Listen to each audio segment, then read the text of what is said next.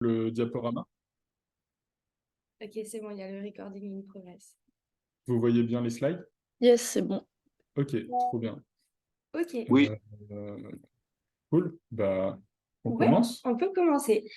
Du coup, bah déjà, bienvenue à tous et bienvenue surtout aux nouveaux et nouvelles qu'on ne connaissait pas encore chez les Jack. Merci à tous les anciens et ceux qui ont déjà vu une partie de la formation d'être revenus. Gros cœur sur vous. Du coup, nous, avec Corentin, on va vous faire une formation ce matin sur les négociations internationales pour le climat. Donc, c'est une formation qu'on a déjà plusieurs fois, mais cette fois-ci, on l'a un petit peu twistée pour justement que les personnes qui ont déjà vu la formation plusieurs fois ne se sentent pas lésées. Du coup, il va y avoir un peu, enfin, on a essayé de trouver un compromis, c'est-à-dire que la première partie de la formation, ça va reprendre les bases pour les personnes qui n'ont jamais été formées aux négociations internationales sur le climat. Donc, enfin, les bases des conventions et de ce que c'est. Par contre, on va être plus rapide là-dessus que d'habitude pour justement laisser du temps à la fin euh, et aller un peu plus en profondeur sur deux sujets. Et aussi, on a essayé de réserver un petit temps de discussion avec vous. On avait envie un peu d'ouvrir le débat, surtout pour les personnes nouvelles qui nous ont rejoints sur les COP en général et ce que vous pensez de leur pertinence et ce que vous, ça vous inspire. Euh, donc voilà, on va commencer sans plus tarder et on espère que vous êtes chaud.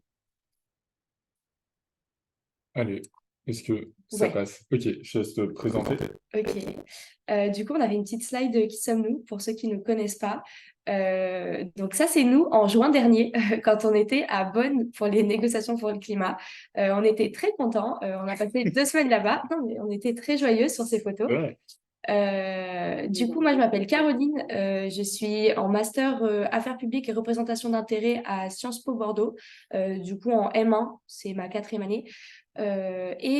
Du coup, je suis jeune déléguée pour le climat junior parce que j'ai été recrutée en février dernier pour remplacer l'ancienne jeune déléguée. Aux négociations cette année, j'ai fait un focus sur les négociations bilan mondial. Du coup, on va voir après ce que c'est. Je ne vais pas en dire plus. Ok, et donc moi, Corentin, peut-être qu'il y en a un peu plus qui me connaissent. Il y a des personnes qui étaient à la COP27 qui sont là, par exemple. En ce moment, je fais une thèse sur la modélisation des océans et je m'intéresse surtout aux négociations de sciences. Et on va commencer sans plus tarder sur le fonctionnement de la CNUC. Ouais, Tu fais cette partie? je fais, bien sûr. Allez. Ah, tu fais le slide, ok. Du coup, donc, comment fonctionne la CNUC et qu'est-ce que la CNUC aussi pour ceux qui ne savent pas? Je vais juste faire un petit check technique. Est-ce que vous nous entendez bien et de manière distincte? Mettez des oui, petits ça points. va juste. Oui, oui, Des bien. fois, ça grésille un peu, mais globalement, ça va. Ah, Ouais, c'est ça, ça grésille un tout petit peu de temps en temps, mais ok. ok. Bon, à la limite, peut-être que je vais essayer de parler plus doucement. Peut-être que ça va moins grésiller, je ne sais pas. En tout cas, n'hésitez pas à poser des questions. Enfin, c'est vrai qu'on l'a pas dit dans le disclaimer, mais si vous avez des questions, vraiment, enfin, le but de cette formation, c'est pas que nous, on parle pendant 1h30 et que vous, vous écoutiez. Vraiment, si vous avez des questions, des remarques, dans le chat ou alors même vous levez la main. Et vraiment, il n'y a pas de souci pour les prendre. Si on n'a pas été clair sur un terme, si on n'a pas été clair sur certaines choses, n'hésitez pas aussi parce que bah, on est là, on est entre nous. Et le but, c'est quand même que vous ressortiez de cette matinée avec tout ce qu'il vous faut et tout ce que vous aviez envie de savoir sur les négociations internationales. Donc voilà. Du coup, la CNUC, on reprend. Pourquoi j'arrive pas à slider? Je pense qu'il faut cliquer. Ah, ok. Si tu veux prendre le truc. Ok. Du coup, la CNUC, c'est la Convention cadre des Nations Unies sur les changements climatiques, UNFCCC en anglais, et c'est le cadre international qui a été posé par les États au sommet de la Terre à Rio, du coup en 1992, pour organiser la lutte contre le changement climatique à un niveau international. Donc aujourd'hui, la CNUC, elle a 198 parties, c'est-à-dire signataires, en fait, qui ont ratifié.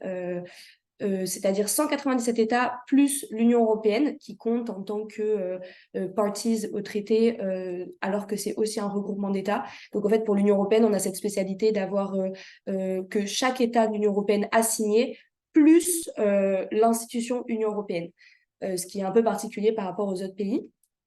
Donc la CNUC, ce qui s'est passé au sommet de la Terre, c'était des premières négociations qui ont permis la reconnaissance du problème du changement climatique et surtout du rôle de leader, enfin leader un peu péjoratif du coup, enfin péjoratif parce que c'est ceux qui ont aussi le plus pollué, des pays développés dans cette lutte contre le changement climatique. Ces pays développés, du coup, les États les ont catégorisés dans ce qu'ils appellent annexe 1. Et c'est voilà une liste d'États qui considérés comme les pays les plus développés qui ont aussi le plus contribué du coup au changement climatique et qui du coup par des principes que nous allons voir juste après seront appelés à en faire davantage que les autres. Au sommet de la Terre à Rio, il y a aussi eu deux autres conventions qui ont été signées, celle sur la biodiversité et celle sur la désertification. Du coup, nous ici, on ne va pas du tout se concentrer sur ces deux conventions-là, mais sachez qu'elles existent et qu'il y a aussi des COP en tout cas des négociations internationales qui continuent sur ces conventions, qui sont un peu moins souvent, par contre, que celles sur le climat. Mais voilà, donc il y a 3 conventions différentes qui coexistent aujourd'hui dans cette lutte. Alors, les objectifs de la CNUC, du coup, ils sont énoncés de manière très claire dans l'article 2. Du coup, si je dois lire, c'est stabiliser, conformément aux dispositions pertinentes de la Convention, les concentrations de gaz à effet de serre dans l'atmosphère à un niveau qui empêche toute perturbation anthropique dangereuse du système climatique. La CNUC, elle va définir 3 principes qu'on applique encore aujourd'hui dans les négociations internationales pour le climat. C'est déjà le principe de précaution. Ça veut dire que effectivement la science évolue toujours et on a encore de l'incertitude scientifique sur beaucoup de choses malgré le GIEC. Le GIEC, pour ceux du coup qui savent peut-être pas, c'est le groupement de scientifiques au niveau international qui produit des synthèses et des rapports de toute la science qui a été produite avant pour en fait créer une base commune de connaissances scientifiques sur le changement climatique. Donc, cette incertitude que peuvent encore avoir les scientifiques ne va pas justifier de différer l'action contre la lutte, pour la lutte contre le changement climatique. Sinon, en fait, ça serait trop tard et les États quand même ont décidé qu'il fallait quand même faire quelque chose, même si ça avance doucement. Le deuxième principe, c'est celui de responsabilité commune mais différenciée. Donc, c'est ce dont je vous parlais avec la différenciation entre pays de l'annexe 1 et autres pays qui, en fait, sont globalement des pays en développement ou en tout cas les pays, du coup, les moins avancés, du coup, en anglais, least developed countries.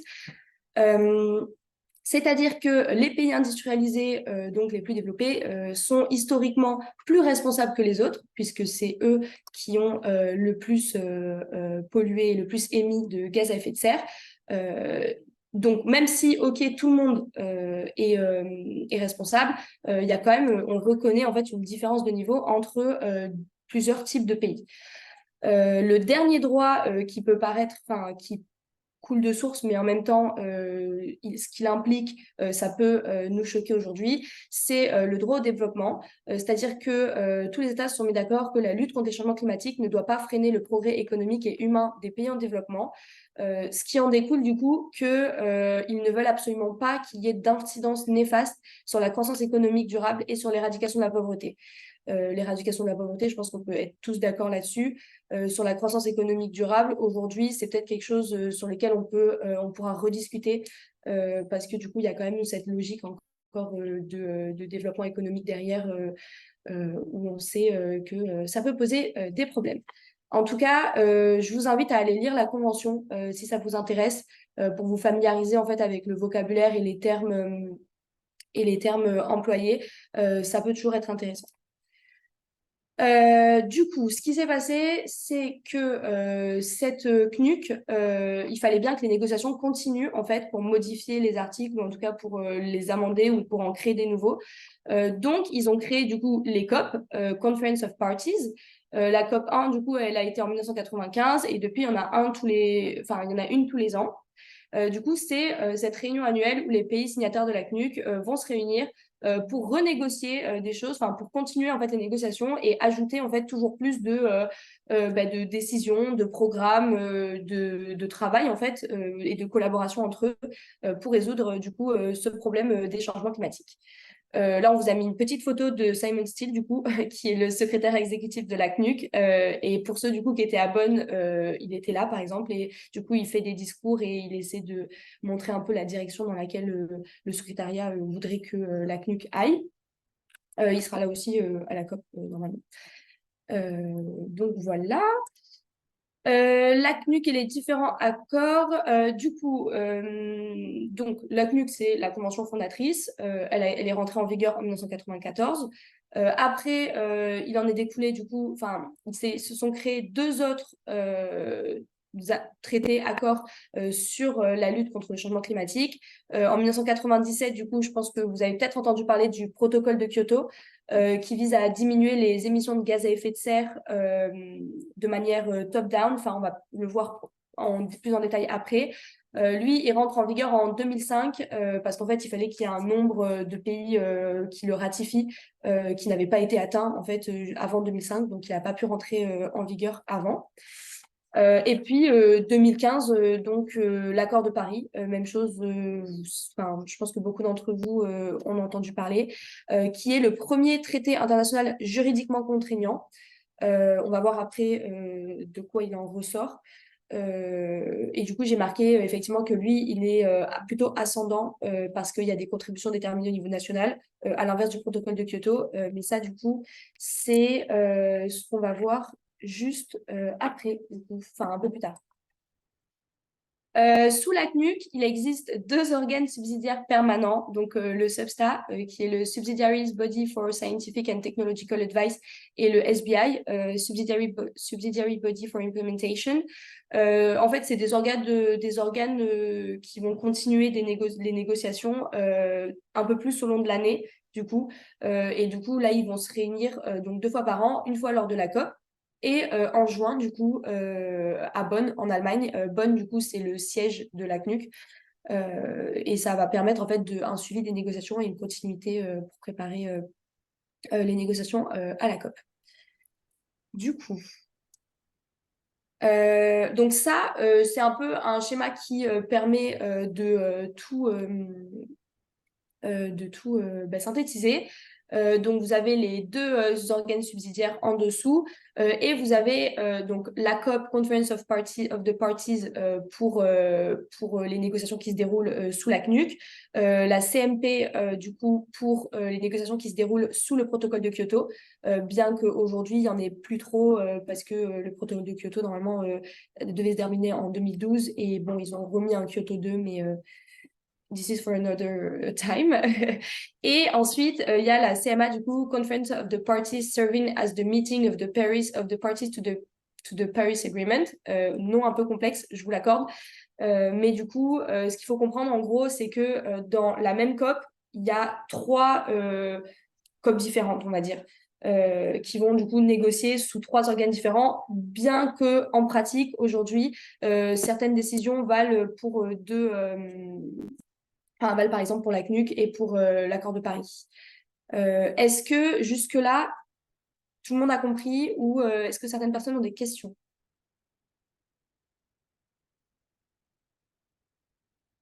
N'hésitez pas. J'ai peut-être pas été claire sur certaines choses.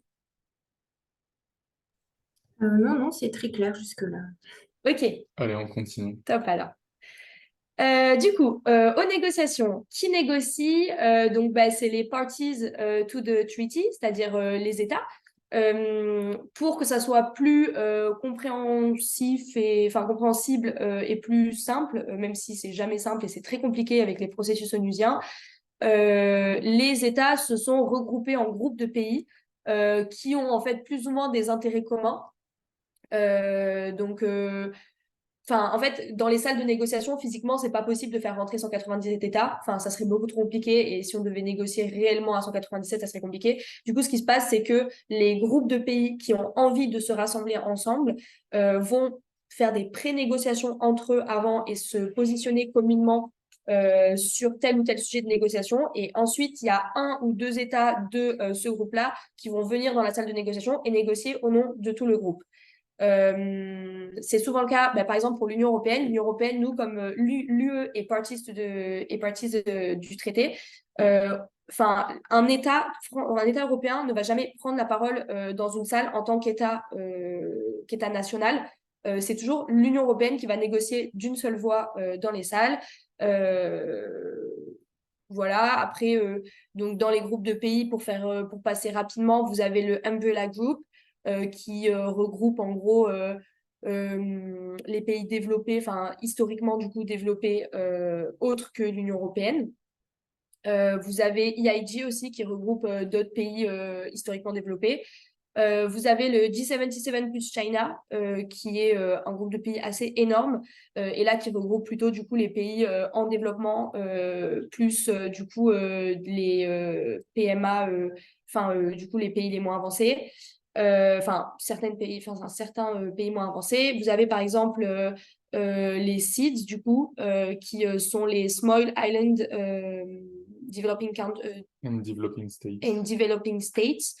Du coup, ça va être des États insulaires, du coup, à majorité. Vous avez les LMDC, c'est les Like-Minded Developing Countries.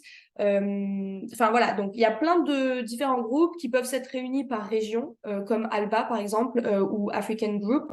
Et après, sinon, il peut y avoir d'autres groupes de pays qui se réunissent juste parce qu'en fait, ils ont des pensées communes et des intérêts communs.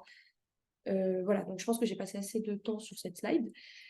Qu'est-ce qu'on négocie concrètement? On va négocier tout d'abord l'atténuation du changement climatique, c'est-à-dire la réduction des émissions. Donc ça, c'est l'item qui va s'appeler mitigation. On va parler aussi adaptation, on va parler finance, on va parler transfert de technologie et capacity building, c'est-à-dire comment est-ce qu'on permet à d'autres États de s'empower, en gros, qui puissent s'organiser justement pour la lutte. On va parler agriculture, on va parler de beaucoup de choses. Et du coup, nous aujourd'hui, on va se focus sur deux items de négociation qui sont les pertes et préjudices, donc loss and damage, et en anglais, et le bilan mondial, qui est un item de négociation sous l'accord de Paris. Mais bon, on négocie plein de choses au COP. Donc ça, voilà. Ok, du coup, présentation des négociations climatiques de l'accord de Paris et état des lieux de ce qui se passe aujourd'hui. Donc Kyoto, je vous en ai parlé tout à l'heure, 1997, rentrée en vigueur en 2005. Ça vise à réduire les émissions de 6 principaux gaz à effet de serre qui sont d'ailleurs énoncés. Et en fait, c'est un protocole avec une logique top-down, donc descendante, puisque le protocole dit qu'il faut réduire de 5% en environ 20 ans les émissions de gaz à effet de serre par rapport au niveau 1990, je crois. Et en fait, du coup, c'est un pourcentage qui a été énoncé. Bon, alors les États ont ratifié, hein, mais de manière pas arbitraire, mais du moins fixée. Les États n'ont pas eu forcément leur... s'ils avaient leur mot à dire, mais... on va dire que c'était descendant, sachant que l'Union européenne, c'était 8%. Et surtout que c'était valable uniquement pour les pays développés, c'est-à-dire uniquement les pays de l'annexe 1. Ce principe du coup de responsabilité commune mais différenciée qui fait que du coup l'action s'est concentrée, en tout cas dans le protocole, l'action contre le changement climatique devait se concentrer sur eux uniquement. C'est un peu, du coup ce qu'on a mis c'est que là ils veulent un peu calquer le modèle du protocole de Montréal. Donc je sais pas si tout le monde resitue, mais le protocole de Montréal c'est le protocole sur les CFC, fluorure, non, Chlorofluorocarbure. Voilà. Voilà, exactement. Ça fait 6 fois que j'essaie de le dire. Mais C'est bon, les gaz qui détruisaient la couche d'ozone, en gros. exactement. qui du coup est un protocole qui a plutôt réussi à fonctionner, puisque là ils l'ont annoncé, c'était l'an dernier qu'ils l'ont annoncé, ils l'ont annoncé récemment. Et donc ils voulaient calquer ça, et ce qu'on va voir en fait c'est qu'au final ça n'a pas fonctionné. En tout cas, du coup, le protocole de Kyoto avait une durée jusqu'en 2012. Et ce qui s'est passé, c'est qu'à Doha, du coup, à la COP 18, le protocole va être reconduit sur la période 2013-2020. Et voilà, et en même temps, du coup, ils ont négocié qu'un accord en 2015, donc durant la COP 21, aka l'accord de Paris, devait être négocié. Ok, les dysfonctionnements rapidement du protocole de Kyoto, c'est qu'il devait être ratifié par au moins 55 pays qui comptaient pour au moins 55% des émissions de GES. C'est ce que je vous disais tout à l'heure. Il a mis 8 ans à entrer en vigueur, ce qui est assez long pour un traité quand même, parce que en fait, ce quota-là n'était pas atteint. Les États-Unis en 2001 ont dit que n'étaient pas intéressés. Mais du coup, la Russie est rentrée dedans, donc ça allait un peu mieux. Et il y a encore ce processus en fait très top-down qui faisait pas du tout l'unanimité. Donc ça, c'était un peu les dysfonctionnements du protocole de Kyoto. En 2009 à Copenhague, non mais d'accord, du coup, d'accord. Avant il y a Bali, ok. Avant il y a Bali en 2007. Ce qui s'est passé à la COP 13, c'est que les États ont voulu décentrer l'attention sur l'atténuation, donc mitigation, et parler plus d'autres problématiques, donc adaptation, financement et transfert de technologie. Donc ça a élargi encore le scope des négociations. COP 15 en 2009, assez importante parce qu'elle est, ça fait partie des COP fondatrices. Donc c'était à Copenhague, il y avait 115 dirigeants d'État pour une COP, donc très attendue quand même. Il y avait un gros point d'incertitude. Est-ce qu'on modifie du coup le protocole de Kyoto ou on fait un nouvel accord? Ils ont essayé de faire un accord qui mentionnait d'ailleurs les 2 degrés, mais pas les 1,5 encore. Sauf qu'en fait, c'était un accord qui aurait été négocié de manière assez discrète et en fait par que certains États. Du coup, la majorité des États n'étaient pas d'accord en fait pour ça parce que pour eux, il n'y avait pas eu de négociation assez ouverte là-dessus. Donc un peu gros flop pour Copenhague. 2015, ils ont réussi au final à trouver leur accord qui avait été demandé en 2012. Du coup, c'est l'accord de Paris. Donc l'accord de Paris, vraiment fondateur, premier traité juridiquement contraignant. Attention, il n'est pas juridiquement contraignant dans le fait d'atteindre les objectifs. Il est juridiquement contraignant dans le fait de transparence et dans le fait que les États doivent rapporter où est-ce qu'ils en sont dans leur politique de changement climatique. Donc, c'est déjà ça, mais nuance quand même. L'accord de Paris, du coup, il a 3 objectifs principaux qui sont énoncés dans l'article 2 de 1. Donc, 2.1a, c'est atténuation, c'est-à-dire maintenir le réchauffement global sous les 2 degrés avec un objectif de 1,5 en 2100. 2.1b, donc article sur l'adaptation, il faut renforcer la capacité des pays à faire face aux impacts du changement climatique et à s'en remettre. Donc là, en fait, on va demander à ce que soit fixé un Global Goal on Adaptation, qui n'a toujours pas été fixé d'ailleurs. C'est peut-être une des attentes qu'il faudrait avoir pour la COP, pour la prochaine COP. Ça, c'est à voir. Et ensuite, l'article qui fait débat et grande polémique, 2.1c, du coup, sur la finance. En gros, c'est réorienter tous les flux financiers pour qu'ils soient compatibles avec les objectifs climatiques. On va voir après pourquoi il fait débat. L'accord de Paris, du coup, il prend le contre-pied du protocole de Kyoto. C'est un accord, du coup, plutôt avec une approche ascendante, c'est-à-dire qu'il n'y aura pas de pourcentage de réduction d'émissions qui va être fixé. Par contre, c'est chaque pays qui va lui-même soumettre en fait ce qui s'appelle une NDC, du coup une CDN, contribution déterminée au niveau national. Et en fait, c'est sa stratégie et ses objectifs à lui dans le but du coup d'atteindre de rester en dessous, d'atteindre les 3 objectifs. C'est une stratégie du coup qui est revue à la hausse tous les 5 ans. On va voir le mécanisme d'ambition du coup qui se crée avec ça. Logique bottom-up, du coup, ascendant bottom-up, à l'inverse du protocole de Kyoto. Et voilà, donc c'est vraiment des stratégies que chaque État se fixe. Enfin, du coup, pour l'Union européenne, c'est l'UE qui l'a fixé en accord avec ses États membres. Et c'est ça, en fait, qu'ils doivent rapporter au secrétariat de la CNUC. Le mécanisme d'ambition, du coup, c'est tous les 5 ans, ces NDC, du coup, doivent être updatés à la hausse, du coup, logiquement. Donc, l'accord de Paris, c'est vraiment quelque chose qui évolue et qui bouge normalement à la hausse.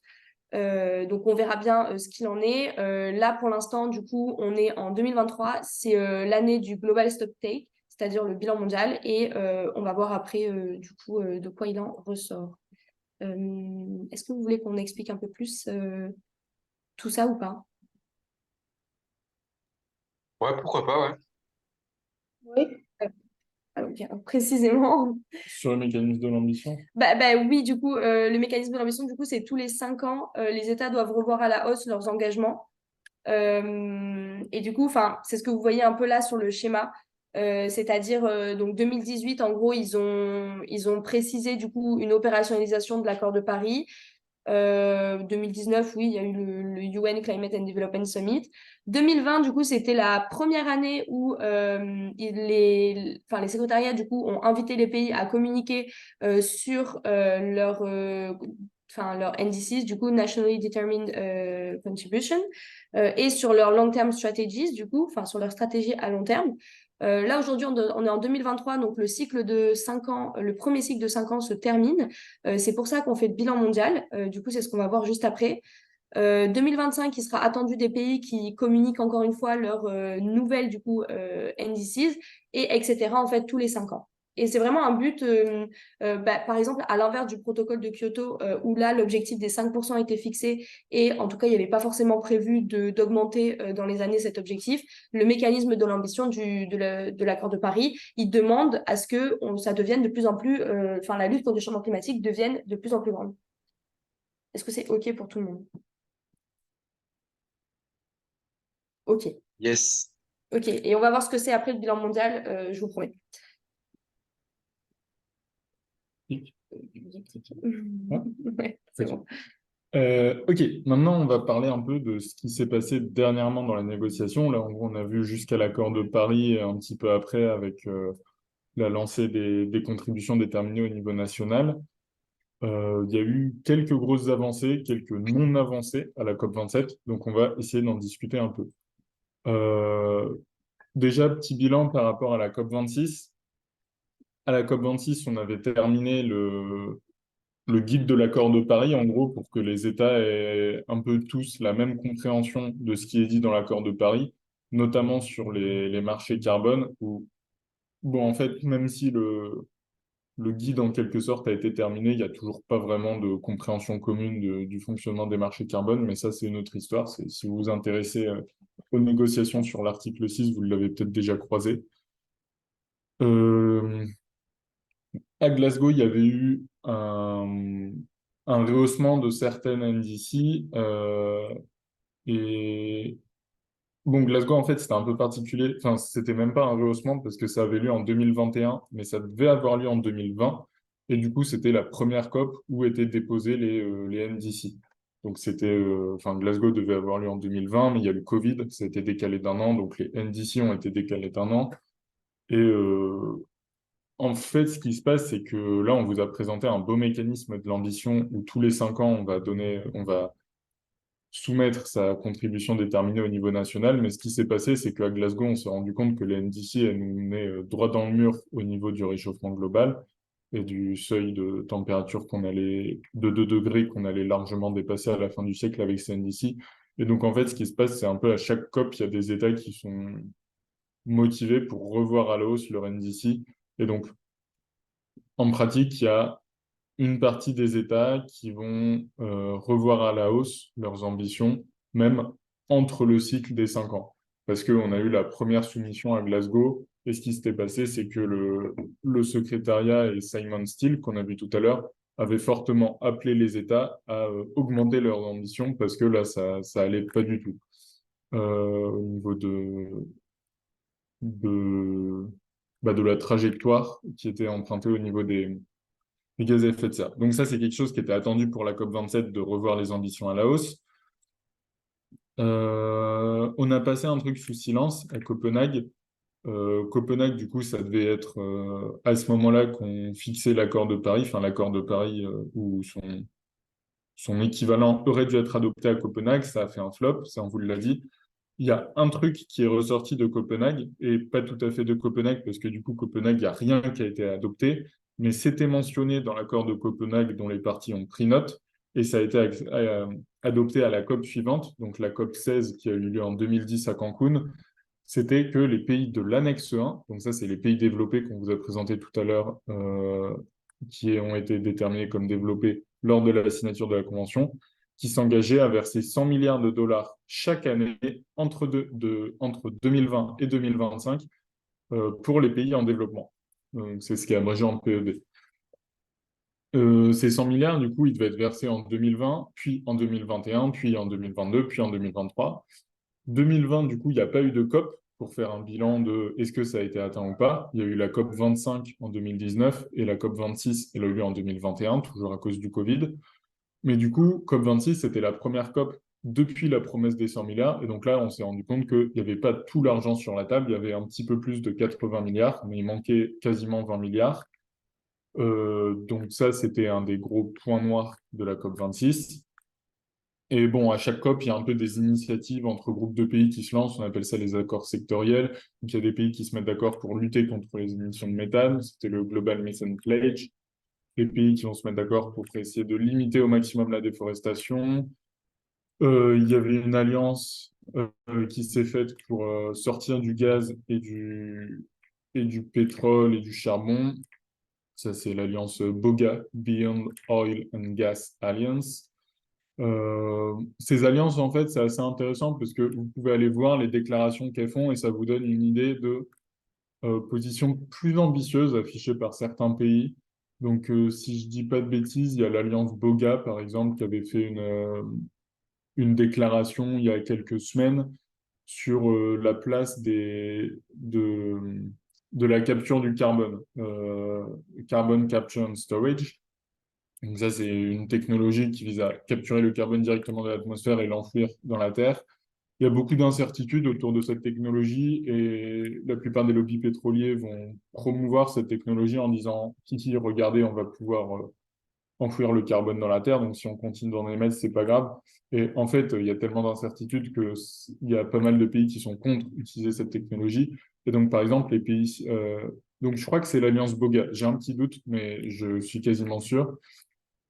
Qui ont dit qu'il fallait utiliser cette technologie le moins possible, donc limiter au maximum son usage. Et donc, ça, par exemple, la France fait partie de cette alliance. Et si, par exemple, il n'y a pas d'accord... Bon, il y a le Sénégal aussi qui avait signé cette déclaration. Et du coup, par exemple, il n'y a peut-être pas un accord global au sein du groupe Afrique pour limiter au maximum l'usage du carbone capture and storage. Mais par contre, quand il y a un pays d'une alliance qui signe une déclaration de l'alliance, ça fait que ce pays, en son nom propre, montre un peu une direction différente des autres groupes de pays dont il peut faire partie. Donc voilà, ça c'était un petit point pour clarifier le fonctionnement des accords sectoriels. Et enfin, la décision de couverture de Glasgow, on va dire, c'était le pacte de Glasgow. Et c'était la première fois qu'on mentionnait les énergies fossiles, donc réduire de manière progressive les énergies fossiles et une sortie progressive du charbon. Donc ça, c'était une grande nouveauté à Glasgow, qui peut être vu à moitié comme un échec, parce qu'on mentionne une sortie progressive et pas une sortie... Enfin, c'était un phase down au lieu d'un phase out. Donc, on peut voir le verre à moitié plein ou à moitié vide. Bon, ce qui est notable toutefois, c'est qu'il a fallu attendre 26 COP pour parler des énergies fossiles et du charbon, alors que depuis que le GIEC existe, on sait que c'est 80% des émissions de gaz à effet de serre qui causent le changement climatique. Ça vous donne un peu une idée de la lenteur et de l'inertie qu'il y a pendant les COP. Et on entame sur la COP 27 dans ce contexte, un peu tendu avec la guerre en Ukraine, des crises associées d'une part à la guerre, mais aussi au contexte mondial extérieur, crise alimentaire et énergétique qui ont mis beaucoup de pays en tension, et l'été 2022 qui a été particulièrement dur, donc notamment, là je vous ai mis des photos satellites du Pakistan qui a subi d'une part des canicules extrêmes, d'autre part des inondations extrêmes. sachant que le Pakistan avait la présidence du G77. Le G77, c'était l'immense rectangle qu'il y avait dans le groupe de pays. Donc, c'est 134 ou 135 pays qui sont rassemblés. Et c'est un groupe de pays qui négocient ensemble. Et c'est un groupe de pays qui existe aussi en dehors des négociations sur le climat, ce qui lui donne un peu plus de force. C'est pas juste un groupe de pays qui se rassemble pour les négos climat, c'est vraiment dans beaucoup d'enceintes onusiennes où ce groupe-là existe, donc c'est un groupe très important. Et c'est le Pakistan qui en avait la présidence, donc c'est un des pays les plus peuplés au monde, le Pakistan, et qui avait subi des pertes et dommages gigantesques. Et donc, en particulier, ça mettait l'accent sur les pertes et préjudices. Donc ça, c'est un des sujets de négociation qu'on avait surligné en rouge tout à l'heure, parce qu'on va en parler un petit peu plus. Et je vous en donnerai la définition tout à l'heure. Mais en tout cas, gardez en tête ces images satellites. Aussi notable avec la COP27, c'était la première COP hors Europe depuis Marrakech en 2016. Donc ça veut dire qu'entre 2023 et 2016, toutes les COP avaient lieu en Europe. Il y avait la COP des îles Fidji qui a été déplacée à Bonn parce que les îles Fidji n'avaient pas les moyens d'accueillir leur COP. Il y avait la COP de Santiago qui a été déplacée à Madrid parce qu'il y avait trop d'émeutes au Chili et la situation sociale était trop tendue et ils ne pouvaient pas vraiment accueillir la COP et plus non, c'était avant le Covid. Non, c'était vraiment le contexte social. Donc voilà, c'était la première fois qu'on quittait l'Europe. Puis l'Égypte, c'est à la fois pas un ami des droits humains et à la fois un ami des énergies fossiles. Ça, on y reviendra après sur le nombre de lobbyistes des énergies fossiles en Égypte. Ok. Sur la finance, donc ça, on vous a dit que c'était un gros sujet de négociation. En fait, la finance, c'est un peu le nerf de la guerre. Il y avait la promesse des 100 milliards et en fait, toutes les négociations sur l'adaptation, l'atténuation, les pertes et préjudices, etc., se regardent à travers le prisme de la finance. La finance, en fait, ça rentre dans toutes les salles. Et ce que je vous ai dit, c'était qu'à Copenhague puis à Cancun, on avait décidé de verser 100 milliards de dollars des pays développés vers les pays en développement chaque année entre 2020 et 2025. Le but, toutefois, c'est pas que la finance climat s'arrête en 2025 et que des pays qui recevaient, je sais pas, quelques centaines de millions, voire quelques milliards de dollars d'aide, voient ce chiffre réduit à zéro.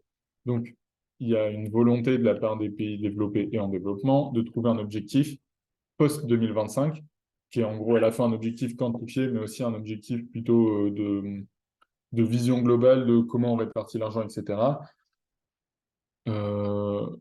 Et du coup, il y a une échéance claire, c'est en 2026, il va falloir continuer à donner de l'argent et le faire selon quelles modalités, parce que les modalités sont précisées que jusqu'en 2025. Ça, c'est des négociations qui portent sur le New Collective Quantified Goal, le NCQG. Donc là, au COP, à chaque fois, il y a les ONG qui publient une newsletter chaque jour. Donc vous voyez, c'est ECO NGO Newsletter. Et il y a des fortes attentes de la société civile pour que les pays développés, qui sont référés ici comme colonizers, on connaît l'historique de la France, du Royaume-Uni là-dedans, pour mettre la main à la poche et financer au maximum les pays en développement, tout en gardant en tête que la promesse des 100 milliards n'est toujours pas atteinte. Donc voilà, la finance, c'est ce que je vous disais, ça rentre dans les salles à la fois adaptation, atténuation, pertes et préjudices, où ça on comprend bien pourquoi, si on veut réduire les émissions de gaz à effet de serre, par exemple, il va falloir faire des éoliennes, des panneaux solaires, donc il faut les financer. Pareil, si on veut s'adapter, il va falloir prendre des mesures. Mais même dans les salles sciences, même dans les salles genre, on va avoir mention de la finance qui va revenir à tout bout de champ. Et voilà. Un autre point sur la finance qui a contribué à crisper les tensions sur la finance à la COP27, c'était que l'article 2.1c, ou plutôt des discussions sur comment comprendre l'article 2.1c de l'accord de Paris, ça n'a pas été mis à l'agenda. Donc, l'article 2.1c, personne n'a oublié, j'imagine, peut-être un peu que si, c'est ce que vous disiez, Caroline, tout à l'heure, sur les 3 objectifs de l'accord de Paris. Le premier objectif, le plus connu, c'est limiter les températures bien en dessous de 2 degrés et poursuivre les efforts pour limiter sous les 1,5 degré. Le deuxième objectif, c'est définir un objectif mondial en matière d'adaptation et le respecter. Et le troisième objectif, c'est l'alignement des flux financiers. Donc, l'alignement des flux financiers, c'est un peu flou autour de ça. Il y a des États qui voient ça que comme de la finance publique qui doit s'aligner. Et il y a des États qui voient ça comme aussi le secteur privé doit financer. Donc ça, peut-être que Caroline t'en parlera un peu tout à l'heure sur le bilan mondial. Ouais. Voilà.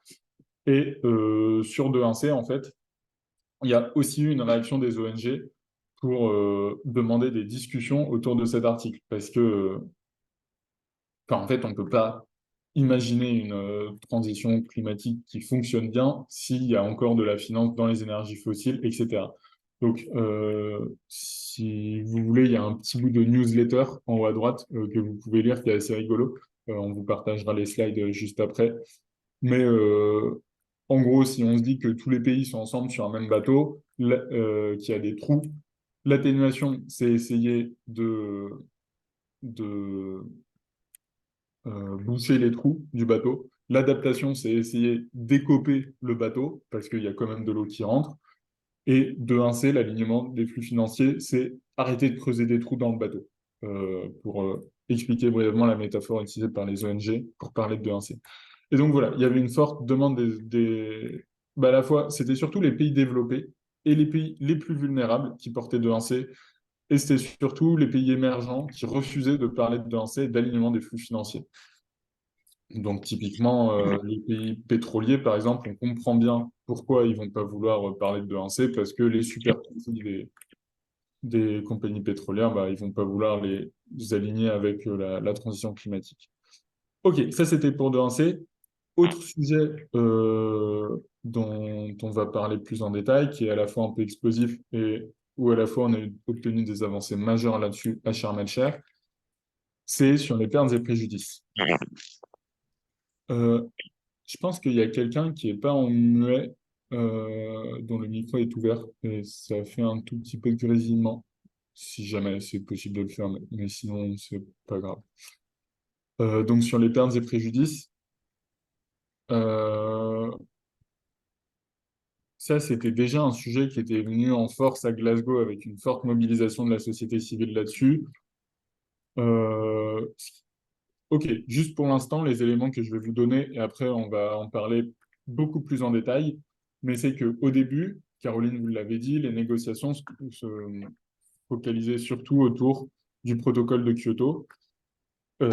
Autour du protocole de Kyoto. Non, pendant le protocole de Kyoto, ça se focalisait autour de l'atténuation, donc la réduction des émissions de gaz à effet de serre. Après, à partir de Bali, si je ne dis pas de bêtises, donc la COP de 2007, qui était la COP 13, on a commencé à parler beaucoup plus d'adaptation. Donc, on en a parlé jusqu'à en faire un des objectifs phares de l'accord de Paris, du Paris Agreement. Et les pertes et préjudices, c'est bon, on en fait définitivement un sujet. On peut voir la COP27 comme un tournant pour faire définitivement des pertes et préjudices un sujet de négociation de la même ampleur que l'adaptation et l'atténuation. Donc ça, on aura toute une discussion tout à l'heure pour comprendre pourquoi c'est remarquable. Mais en gros, les pays se sont mis d'accord pour faire un fonds pour financer les pertes et préjudices de la même manière qu'il y a de la finance en atténuation et en adaptation. Bon, ce fonds-là, il a l'avantage de redonner un peu d'espoir en les COP, redonner un peu d'espoir en la solidarité Nord-Sud, on va dire, ou la confiance Nord-Sud. Enfin, c'est quelque chose qui a été salué unanimement. Bon, le fonds, il a été annoncé, mais il y a beaucoup d'incertitudes autour de ça, notamment qui va fournir les sous. Bon, et ce fonds-là, il a été rendu possible parce que les pays les plus vulnérables le demandaient vraiment fortement. Mais la société civile s'est mobilisée. Ça, je vous l'avais dit, 2022, c'était une année marquée par les événements extrêmes, donc ça a pris encore plus d'ampleur. À Glasgow, c'était déjà un sujet assez explosif. Il y a eu un rapport du GIEC qui est sorti sur les impacts et les solutions d'adaptation pour les populations les plus vulnérables et qui a mis en évidence la croissance des losses and damages, des dégâts qu'allaient subir les pays les plus vulnérables face au changement climatique. Donc voilà, c'est un peu tout ça combiné qui a fait qu'il y a eu ce rebondissement. Et je parle de rebondissement parce qu'en fait, au moment de l'accord de Paris, il y avait un article spécial sur les loss and damage. Donc, vous pouvez voir le paragraphe 1 de l'article 8. Les parties reconnaissent l'importance de adverting, minimizing and addressing loss and damage. Sauf que cet article, il y avait eu une forte insistance des pays développés, en particulier des États-Unis, pour dire que ça ne fournissait pas une base pour demander des compensations financières. Donc, à Paris, la position, c'était, on reconnaît qu'il y a des pertes et préjudices, mais il n'y a pas de compensation, donc il n'y a pas trop d'argent mis là-dedans pour des réparations, en quelque sorte. C'est les pays développés qui sont responsables, les pays en développement subissent le plus les dégâts du changement climatique. Et est-ce qu'il doit y avoir des compensations ou pas? Ce qui avait été décidé à Paris, c'était que non. Et là, c'est un peu un revirement de situation. Ok, un mot très rapide sur la décision de couverture. Donc, souvent, au COP, il y a une grosse décision qui regroupe un peu tout ce qui s'est fait. Bon, là, c'était très chaotique. En gros, ce qui s'est passé, je ne vais pas rentrer trop dans les détails, mais le processus pour écrire la décision de couverture avait été très, très opaque. C'était des négociations pendant la nuit où c'était uniquement des bilatérales et pas tous les pays autour de la table. C'est l'Égypte qui invitait chaque groupe de pays à dire vous voulez quoi. Et à la fin, l'Égypte faisait une proposition qui rassemblait pas des trucs qui mettaient tout le monde d'accord parce que les pays n'ont jamais pu discuter tous ensemble de la décision de couverture. Euh, et il y avait toujours cette volonté de certains pays de mentionner les énergies fossiles, fossil fuel. Donc c'est pour ça que Echo, la newsletter, avait sorti une sur le F-word pour fossil fuel. Bon, du coup, sur les énergies fossiles et sur l'atténuation plus généralement, on n'a pas gagné grand-chose par rapport à Glasgow. Je ne vais pas m'étendre plus là-dessus. Il y a des très très légers points positifs, notamment une transformation du système financier qui pourrait contribuer à mobiliser le secteur privé et donc en particulier les super profits des entreprises d'énergie fossile. Il y a le droit à un environnement sain qui est mentionné dans la décision de couverture. Il y a les solutions basées sur la nature qui sont mentionnées dans la décision de couverture. Bon, attention toujours aux solutions basées sur la nature, hein. Si on dit qu'on rase de la forêt vierge qui rapportait pas de PIB pour en faire juste une monoculture, mais où on mesure clairement la quantité de carbone que ça va stocker, bah, c'est pas vraiment une solution, en fait. C'est basé sur la nature, mais c'est pas une solution, c'est plus une destruction. Bon, voilà, du coup, restez prudent sur les solutions basées sur la nature, mais c'est quand même un point positif que ce soit mentionné. Ok, maintenant, on va faire un focus sur les pertes et dommages et sur ce qui s'est passé historiquement dans les négociations en remontant avant la création de la CNUC jusqu'à la COP27, où on a vu qu'il y avait un fonds sur les pertes et dommages qui avait été agréé. Donc, les pertes et dommages, qu'est-ce que c'est précisément? Là, je vous avais mis des photos d'événements climatiques extrêmes, où on avait parlé des inondations au Pakistan. Les pertes et dommages, en fait, il n'y a pas de définition précise sous la CNUC, mais la compréhension qu'en ont les pays en général, c'est les impacts négatifs du changement climatique auxquels les populations n'ont pas été en mesure de faire face ou de s'adapter. Cette définition-là, qui est assez rigoureuse, on va dire, c'est un peu plus une définition des pays du Nord. Les pays du Sud, ils ont tendance à aussi rajouter une vision de réparation en insistant sur le fait que les pays les plus vulnérables subissent davantage de pertes et préjudices ou de pertes et dommages, c'est équivalent, que les pays du Nord, alors qu'ils ne sont beaucoup moins responsables du changement climatique. Bon, j'ai mis cette définition parce que c'est celle qui est donnée dans le guide de négociation sur les pertes et préjudices, donc c'est celle qui m'a semblé judicieuse de mettre, mais savoir quand même que c'est pas un consensus, cette définition, et que les pays du Sud vont vouloir rajouter un petit peu plus le côté justice climatique à cette définition. Donc, d'où viennent ces impacts négatifs du changement climatique? Ça vient de deux choses différentes, soit les processus climatiques à évolution lente, donc ça, il y a une flopée d'exemples après, soit les événements météorologiques extrêmes. Événements météorologiques extrêmes, on comprend bien ce que c'est, ça peut être les ouragans qui vont provoquer des hausses du niveau de la mer locale, ça peut être les incendies, les feux de forêt, on en a vu de nombreux cet été, ça peut être les canicules, les vagues de chaleur, les sécheresses, les pluies diluviennes qui vont entraîner des inondations.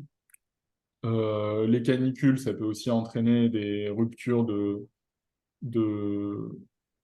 de lacs glaciaires qui vont se mettre à déborder d'un coup et qui vont entraîner des inondations. Donc, à cause de canicules, on peut avoir des inondations pour des villages situés en aval de glaciers, par exemple. Donc, voilà, il y a un peu tout ça qui peut se mélanger. Et les processus à évolution lente, en anglais, c'est ce qui s'appelle Slow Onset Events, qui est souvent référé dans les négociations pertes et dommages. Ça, c'est défini dans le cadre d'adaptation de Cancun à la COP 16 en 2010. Donc, la liste exhaustive, c'est montée du niveau de la mer. Donc ça, c'est lié d'une part à l'augmentation des températures qui gonfle l'océan et d'autre part à la fonte des glaces qui rajoute de l'eau dans l'océan. L'augmentation des températures, s'il y a une question, n'hésitez pas. Mais je crois qu'il y a toujours une personne qui est pas mute. Mimosette, je pense que c'est toi si tu nous entends. Oui, je vous entends très bien. Ok, je pense que ton microphone, il est ouvert, du coup, on entend un peu de bruit de ton côté.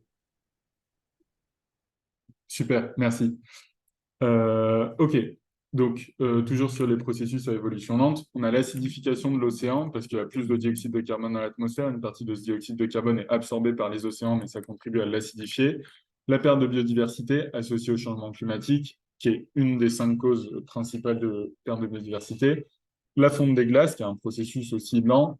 Euh, Désolé pour les sirènes, si jamais ça fait du bruit.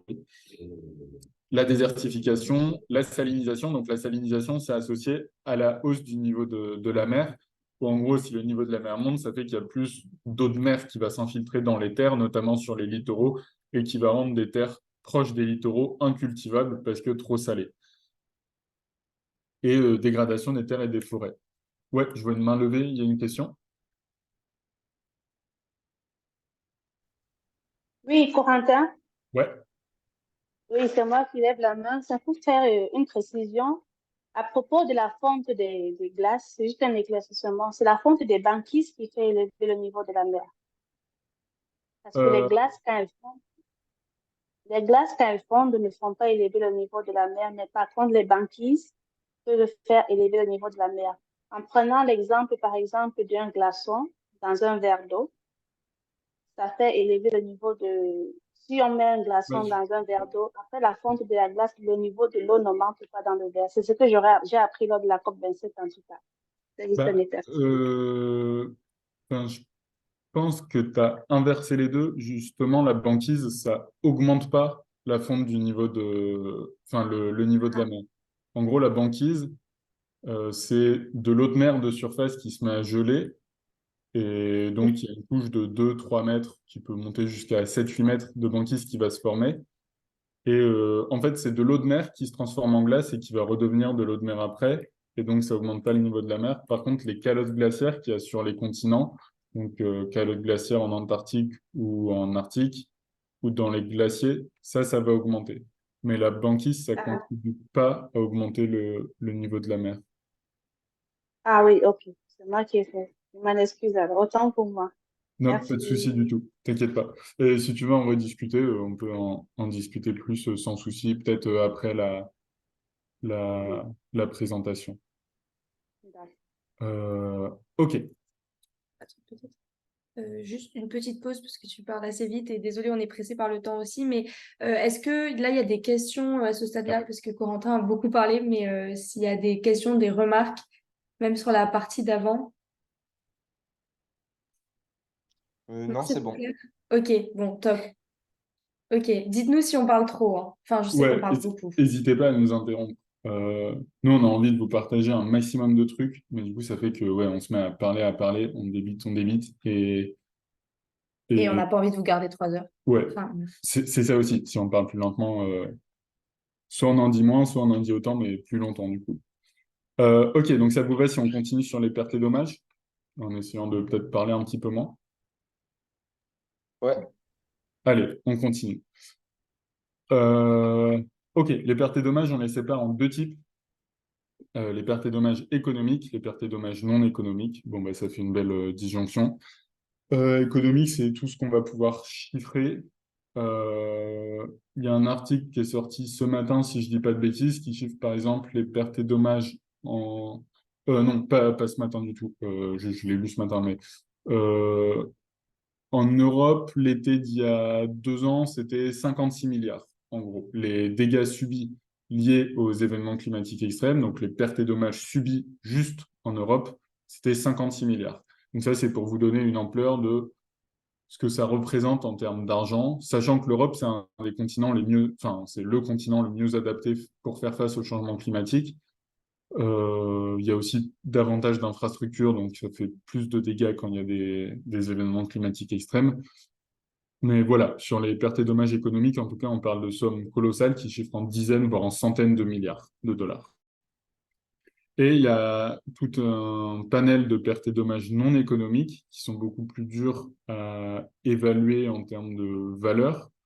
Mais déjà, quand il y a des personnes qui meurent à cause des événements climatiques extrêmes ou des processus à évolution lente, ça c'est, enfin, on peut pas mettre de monnaie là-dessus. Quand il y a des héritages culturels qui disparaissent ou des connaissances locales ou autochtones qui disparaissent. Donc ça peut être par exemple la disparition d'un langage parce que bah, tel lieu a été rendu invivable à cause du changement climatique, donc la communauté a progressivement disparu, et donc une langue a disparu, par exemple, ou une religion ou des croyances ont disparu. Des services écosystémiques qui peuvent disparaître aussi, la dégradation de la santé, donc les vagues de chaleur, ça peut être associé à des pics de pollution de l'air. Pour celles et ceux qui sont à Paris en ce moment, vous le savez, on est au 5e jour de pic de pollution à l'ozone en pleine canicule. C'est une forte corrélation entre ça. Et autant sur une canicule, on comprend les dégradations que ça peut avoir à court terme, mais aussi à long terme avec la pollution de l'air. Et tout simplement, quand il y a des territoires qui disparaissent aussi, hein, s'il y a une île qui finit par être submergée, ça, comment on évalue la valeur de l'île? Euh, En bas, bon, ça, je vous laisserai le lire si jamais vous voulez creuser, c'est la définition GIEC qui introduit les loss and damage. Une toute petite nuance là-dessus pour celles et ceux qui veulent vraiment les précisions techniques, mais si ça vous intéresse pas, vous n'êtes pas obligé d'écouter cette partie. Dans tout ce qui est relatif au GIEC et tous les aspects scientifiques, on va parler de losses and damages au pluriel pour se référer aux pertes et dommages. Et dans tout ce qui est négociation, on va plus parler du concept de loss and damage, donc on le met au singulier. Et ça fait, on va dire, ça occupe des heures, les négociateurs et négociatrices pendant la négociation, de savoir est-ce que dans tel paragraphe de la décision, il faut mettre au singulier ou au pluriel. Donc, voilà, je vous le dis juste, vous pouvez garder cet élément en tête quand vous lirez des décisions associées aux pertes et dommages. En français, en tout cas, on ne se prend pas la tête, c'est pertes et dommages ou pertes et préjudices de façon à peu près identique. Mais voilà, en anglais, il y a une nuance. N'hésitez pas à feuilleter le rapport du GIEC, les décisions pour creuser de votre côté. Alors, maintenant, d'où vient ce sujet sous la CNUC? Donc, on a vu ce qui s'est passé en 2022 à la COP27. En fait, le sujet des pertes et dommages, ou un peu plus généralement, parce que le terme pertes et dommages, il est apparu après, il commence en 1991, quand l'Alliance des petits États insulaires, du coup, c'était pas les sites, c'était AOSIS en l'occurrence. Il y a 2 alliances d'États insulaires. Ça, honnêtement, c'est assez flou pour moi, de pourquoi il y a les Small Island and Developing States et pourquoi il y a Alliance of Small Island States. Pour moi, c'est 2 trucs similaires. Mais du coup, là, c'est AOSIS en 91. Donc, 91, on se rappelle, c'est 1 an avant la création de la CNUC. Du coup, il y avait quand même des négociations pour savoir ce qu'on met dans la CNUC. La CNUC, hein, pour rappel, l'acronyme, c'est Convention cadre des Nations Unies sur les changements climatiques. Mais donc, le but, c'est de signer une convention. La convention, elle fait plusieurs pages. Okay. La convention, elle fait plusieurs pages, mais donc il faut que les pays soient d'accord pour ce qu'il y a dedans. Et donc, chaque pays faisait des propositions. Et les petits États insulaires, menés par le Vanuatu, avaient demandé de créer un fonds international pour soutenir les mesures visant à lutter contre les effets du changement climatique, ainsi qu'un fonds commun d'assurance contre l'élévation du niveau de la mer dans les petits États insulaires. Donc là, il y a 2 choses. Il y a lutter contre les effets du changement climatique, et il y a un fonds commun d'assurance. Le concept d'assurance, on va le voir revenir un peu tout au long des négociations jusqu'à aujourd'hui, et le Fonds international pour lutter contre les effets du changement climatique, on sait qu'il y a des fonds internationaux qui ont été créés, hein, le Fonds vert pour le climat qui fait partie de toute la gamme de solutions pour atteindre la promesse des 100 milliards, et d'autres. Bon, cette proposition-là, elle a été rejetée, hein. Ça, si vous avez lu la convention, vous savez qu'il n'y a pas on va créer un fonds commun d'assurance ou on va créer un fonds international pour lutter contre les effets du changement climatique. Ça viendra bien après. Le sujet de l'assurance, il revient à la COP 7. Rien n'en sort, en fait, hein. Il y a, bon, on va pas s'étendre dessus, du coup, mais ça a encore pas mené bien loin. COP 13 à Bali, si vous vous souvenez de ce qu'on disait tout à l'heure, Bali, c'était juste avant Copenhague. Donc, Bali, c'est en 2007, la COP 13. Copenhague, c'est 2009, la COP 15. C'est là qu'on mentionne pour la première fois les loss and damage. Et c'est là aussi qu'on avait commencé à faire un focus sur l'adaptation. Donc, on commence à envisager les dégâts causés par le changement climatique. Et vous avez la phrase que je vous ai mise ici qui mentionne to address loss and damage associated with climate change impacts in developing countries that are particularly adverse to the impacts of climate change.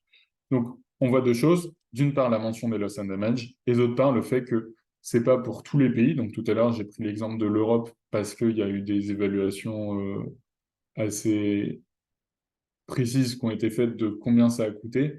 Mais en fait, on parle un peu moins de pertes et dommages en Europe parce que on en parle un peu par définition dans les pays vraiment vulnérables au changement climatique, même si aujourd'hui on pourrait considérer un peu tous les pays vulnérables au changement climatique parce que tous les pays subissent les effets sans pouvoir s'y prémunir complètement. Mais voilà, gardez en tête en tout cas que c'est vraiment associé aux pays très vulnérables. Et donc ça, si vous vous rappelez tout à l'heure ce que j'ai dit sur la COP27 et le fonds pour les pertes et préjudices, c'est un fonds, en fait, je ne sais pas si je l'ai dit, mais c'est un fonds qui va viser uniquement les pays, enfin qui va être à destination uniquement des pays très vulnérables. On ne sait pas qui doit mettre la main à la poche. Les pays développés, oui, mais est-ce que Les BRICS, enfin, les est-ce que pays les qui sont grands dans les- émergents vont devoir mettre la main à la poche aussi, hein? La Chine, historiquement, c'est un pays en développement, mais aujourd'hui, qui a des bonnes capacités financières, est-ce qu'on demande à la Chine de mettre la main à la poche? Voilà, ça, c'est des questions qui n'ont pas été tranchées. Mais du coup, ça vise les pays les plus vulnérables, et ça a un peu pour origine cette phrase, et du coup, cette formulation est restée. Si vous continuez à creuser, à chaque fois qu'on voit loss and damage dans une décision, c'est pour les pays les plus vulnérables. Ok, donc là, on a ça qui est décidé à Bali en 2007. On va créer un organe subsidiaire qui n'est pas permanent, contrairement au SBI et au Substar. Cet organe subsidiaire, juste, je vous ai mis c'est plutôt pour rigoler, hein, je vous ai mis l'acronyme, hein, AWG-LCA. Je ne sais pas si vous aviez déjà entendu parler de cet organe subsidiaire. Si oui, bah, vraiment bravo, parce que ça veut dire que vous êtes super calé. Mais voilà, en gros, c'était un organe subsidiaire qui a été lancé pour avoir une compréhension de ce que représentent les risques et dégâts causés par le changement climatique et de comment on gère ça.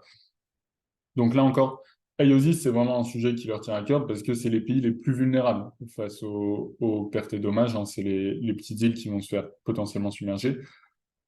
Donc eux, ils voulaient un mécanisme qui reviendrait sur les questions d'assurance, sur les questions de compensation financière et sur les questions de gestion des risques. Bon, encore une fois, un tel mécanisme n'a pas été accepté. Et du coup, Bali, c'était juste avant Copenhague.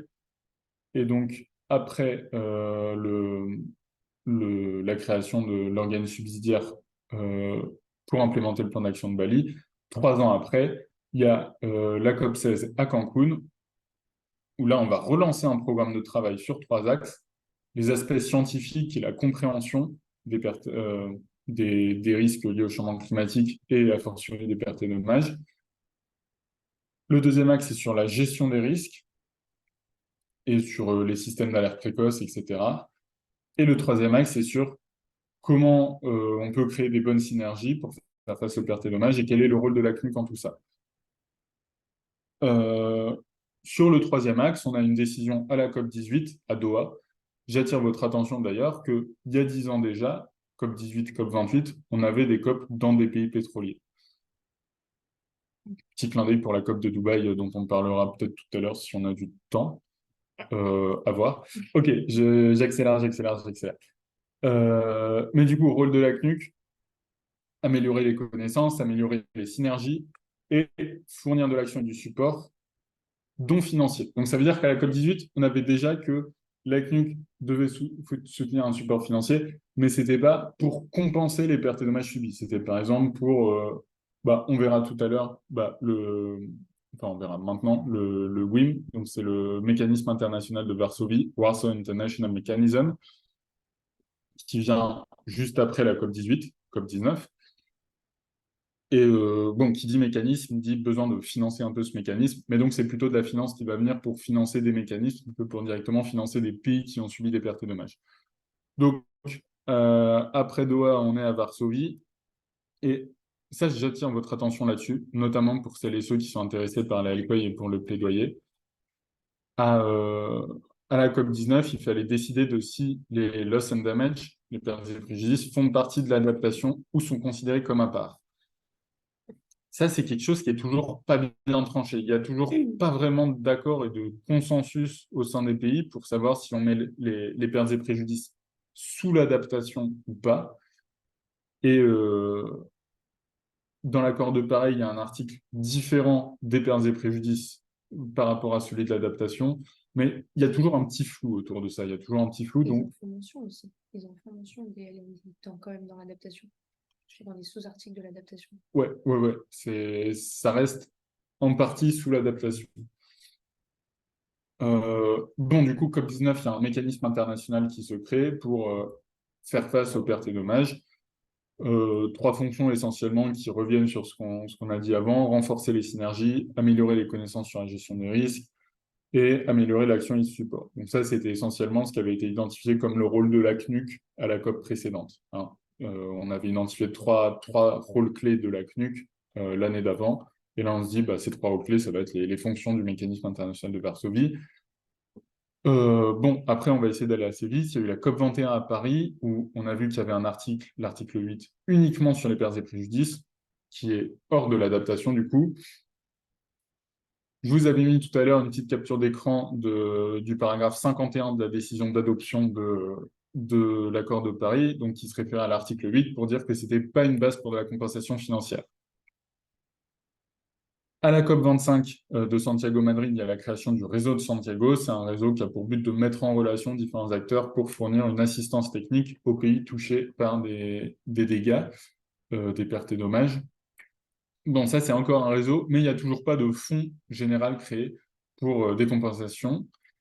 Et il y a encore des négociations en cours sur le réseau de Santiago. Là, ce qui était discuté aux intersessions, c'était où est-ce qu'on accueille le secrétariat, enfin, quelle banque plutôt de développement accueille le secrétariat du réseau de Santiago. Il y avait une proposition pour l'accueillir dans les Caraïbes, qui sont des petites îles particulièrement vulnérables, enfin, où il y a toute une liste de petites îles particulièrement vulnérables au changement climatique, et en particulier à la montée des eaux, et qui était en, en VS, enfin, qui faisait face à la Banque de développement pour les pays africains.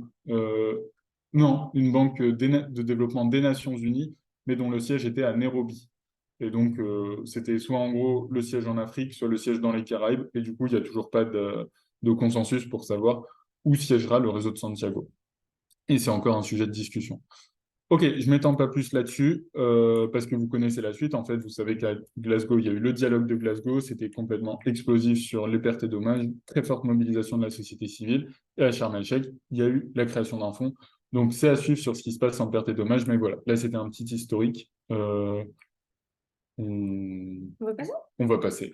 Ouais. Ok, du coup, moi je reprends sur le bilan mondial. Je vais essayer d'être rapide parce que je sais que ça fait beaucoup à ingérer pour les nouveaux et les nouvelles qui viennent d'arriver. Attends, juste, est-ce que vous avez des questions ou pas? Parce qu'on n'en parle pas, mais c'est hyper important ou pas? Ok, non, t'en rigoles. Non. Ok, top, merci. Merci Yoann de toujours répondre. Donc, le bilan mondial. Le bilan mondial, c'est un mécanisme qui a été créé par l'accord de Paris, donc en 2015, et qui permet de faire le point et d'évaluer les écarts d'avancement entre les contributions déterminées au niveau national, les CDN dont on vous a parlé tout à l'heure, ce qui a été annoncé et la réalité. Il permet également de tracer des recommandations politiques pour le futur. Donc, en gros, tout ça, c'est mentionné dans l'article 14 de l'accord de Paris que je vous ai mis juste en dessous et que j'ai traduit du coup en français. Voilà. L'accord de Paris que je vous invite d'ailleurs aussi à lire. On ne l'a pas fait, mais l'accord de Paris, c'est pas si long que ça. Et ça permet en fait de bien se rendre compte de ce qui est aujourd'hui en vigueur et surtout de la manière dont sont formulés les articles. Ok, donc du coup, j'arrive pas à passer. Il faut cliquer. Ouais, faut cliquer. Le bilan mondial. Le bilan mondial, c'est un processus qui va s'étaler sur 2 ans. Donc là, on est aujourd'hui dans la 2e année du bilan mondial. Il a commencé en 2022. Euh, ouais, on pourra On partager les fait ça liens. juste après. Yes. Ouais, ouais. Et du coup, les modalités de dans son déroulement sont précisées dans la décision 19, donc CMA1. CMA1, en fait, c'est la première session de négociation COP après l'accord de Paris. Donc voilà, ça c'est aussi quelque chose que vous pouvez lire si vraiment le bilan mondial, c'est un mécanisme qui vous intéresse. Le bilan mondial, c'est du coup quelque chose d'hyper important et cette année, vraiment, enfin, ça fait partie du coup ouais, des sujets les plus importants parce que c'est le mécanisme du coup qui va permettre de faire le point et de voir où est-ce que les États enfin, communément ont envie d'aller. Donc on en parle beaucoup et c'est un réel enjeu. Il comprend différentes étapes. Donc, la première, c'est la collecte d'informations et la préparation du bilan par le secrétariat. Donc, en fait, la collecte d'informations, c'est ce que je vous disais tout à l'heure. Les États doivent communiquer sur ce qui se passe dans leur politique nationale au secrétariat et le secrétariat du coup fait le bilan de tout ça. Il y a un site internet qui rassemble tout et c'est vraiment des dizaines et des centaines de pages. Donc si ça vous intéresse de savoir où les États en sont, c'est là-dessus qu'il faut aller. Ensuite, il y a du coup l'évaluation technique. C'est là-dessus dont on va beaucoup parler aujourd'hui, puisque du coup, l'évaluation technique, c'est le dialogue technique, donc le technical dialogue en anglais. C'est-à-dire que c'est des tables rondes, en fait, donc ce qu'ils appellent des tables rondes, des World Café, donc des formats où il n'y a pas de négociation à proprement parler. Par contre, les États ou les groupes de pays s'expriment sur ce qu'ils pensent que le bilan mondial devrait être. Donc, c'est-à-dire que le Technical Dialogue One, donc, enfin, la première phase du Technical Dialogue, le What, c'était durant les SB 56. Donc, les SB 56, c'était l'an dernier à Bonn. La deuxième phase du dialogue technique, how, donc genre comment est-ce qu'on devrait faire tout ça, c'était au SB 57, c'est-à-dire à la COP 27. Et le TD du coup, enfin TD 1.3, c'est comme ça que ça s'appelle dans les négociations. C'est du coup ce qui s'est passé à Bonn là en juin dernier et c'était sur le What's Next. Donc en fait, il y avait différentes tables rondes sur les différents sujets, mitigation, adaptation, il y avait finance et il y avait une sorte de table ronde sur sujets divers. Du coup, là, les États pouvaient y mettre un peu ce qu'ils voulaient. Mais bref, et en gros, c'était des successions de déclarations sur oui, voilà, nous, on fait ça, on pense que ça. Nanana. La dernière phase, du coup, c'est l'examen des résultats de tout ça, c'est-à-dire de maintenant, et quand je dis maintenant, je pèse mes mots, c'est-à-dire maintenant à partir du 10 septembre, jusqu'à la COP, enfin à la toute fin de la COP 28 en fait. Pourquoi c'est à partir de maintenant? Parce que, bon, ça je pourrais y revenir après, parce que il y a le rapport de synthèse du dialogue technique des co-chairs, du coup. Les co-chairs, c'est les personnes qui vont diriger les négociations, enfin faciliter aussi les négociations et les dialogues techniques, du coup, là, dans le cas du bilan mondial, durant les sessions de négociation. On n'a peut-être pas précisé au niveau du vocabulaire. Mais du coup, donc les co-chairs, ils ont récupéré tout ce qui s'était dit pendant les 3 dialogues techniques et ils en ont fait une synthèse qui est sortie le 8 septembre, donc il y a 2 jours. Je reviens. Ok. Ok. Salut Mimosette, merci d'être venue. Voilà. Je reviens juste. Merde, comment je peux revenir? Ah, Ah, flèche. ok, flèche. Ok. Je reviens juste rapidement sur le Joint Contact Group. C'est un groupe, enfin, du coup, c'est une session de négociation, on va dire, qui a été créée et qui s'est réunie à Bonn dernier, à Bonn en juin dernier, avec l'objectif de trouver la structure de la prochaine décision de la COP 28 sur le bilan mondial. Donc en gros, à Bonn, on a fait les tables rondes et on a fait ce Joint Contact Group pour négocier la structure de la prochaine décision qui, au final, alors même si la conclusion a été trouvée, la structure n'est que indicative, donc les pays devaient prendre note de cette structure, mais ça veut dire qu'elle peut à tout moment être renégociée là au workshop qui va y avoir dans 1 mois puis à la COP. Donc ça, déjà, c'est pas incroyable en termes d'avancée, mais c'en est déjà une. Et en fait, il se trouve qu'il s'est passé, qu'on a vu du coup ce que j'ai marqué, des oppositions irréconciliables qui se sont montrées vraiment pendant le bilan mondial. En fait, le bilan mondial, ça touche vraiment à tous les sujets de négociation, donc ça englobe absolument tout. Et notamment sur la thématique de la finance, on a bien vu les oppositions qu'il y avait. Pour vous la faire courte, ce que disait Corentin tout à l'heure, c'est-à-dire qu'il y a des États, dont les pays développés, qui ont envie de mobiliser la finance publique plus la finance privée. Et là-dessus, du coup, ils vont s'appuyer sur l'article 2.1c en disant qu'en fait, quand on parle de tous les flux financiers, c'est tous les flux financiers, c'est pas que des flux financiers publics. Et à l'inverse, du coup, les États qui vont pas être d'accord, c'est généralement du coup les États émergents. Ils vont s'appuyer en termes de finances sur l'accord 9 et 10 de l'accord de Paris, qui sont en gros, c'est means of implementation and support, donc vraiment de l'aide qui va des pays développés aux pays en développement et qui mobilise beaucoup plus la finance publique. Et ça, en gros, les pays développés, donc de l'annexe 1, sont pas entièrement, ils sont pas extrêmement contents de tout ça. Parce que du coup, ça les fait payer eux et ça ne fait pas payer, par exemple, la Chine ou d'autres pays qui aujourd'hui ont un PIB assez important dû à leur rente pétrolière, entre autres. Du coup, si vous allez regarder, je vous renvoie du coup, si ça vous intéresse, à la structure de la prochaine décision qui a été trouvée. En fait, à ce moment-là, du coup, les pays n'ont vraiment pas réussi à se mettre d'accord. Après 2 semaines de négo, on en était toujours à qu'est-ce qu'on marque. Du coup, l'accord, c'était un peu être d'accord de pas encore être d'accord et de reporter ça à la prochaine fois.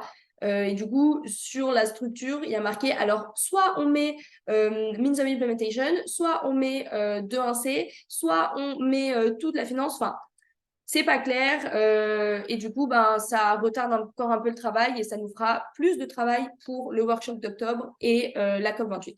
Donc voilà, structure de la décision, pas claire, pas incroyable. Sur la synthèse des co-chairs, parce que je pense que c'est ça qui intéresse pas mal d'entre vous. En gros, donc la synthèse, elle est sortie.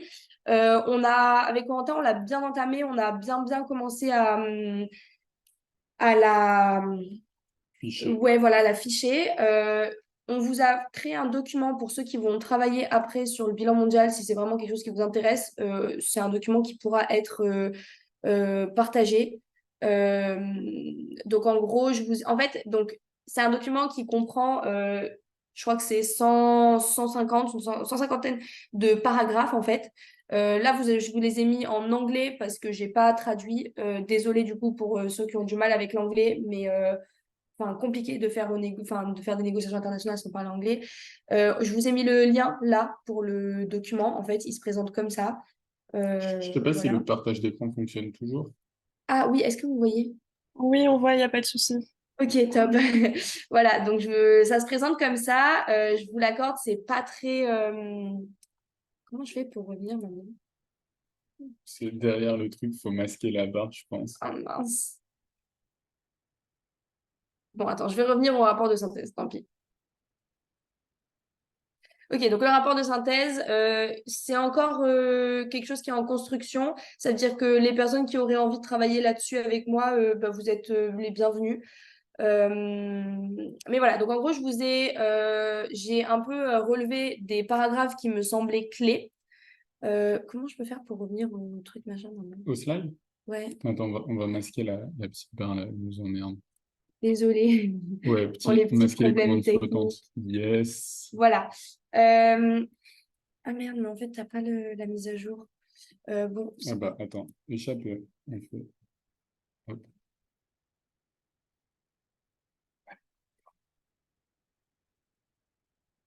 Alors, tout ça, on passe. j'en profite du coup. Est-ce que tout le monde c'est assez clair ce que je raconte ou est-ce que ça vous Ça. parle pas du tout? Ouais.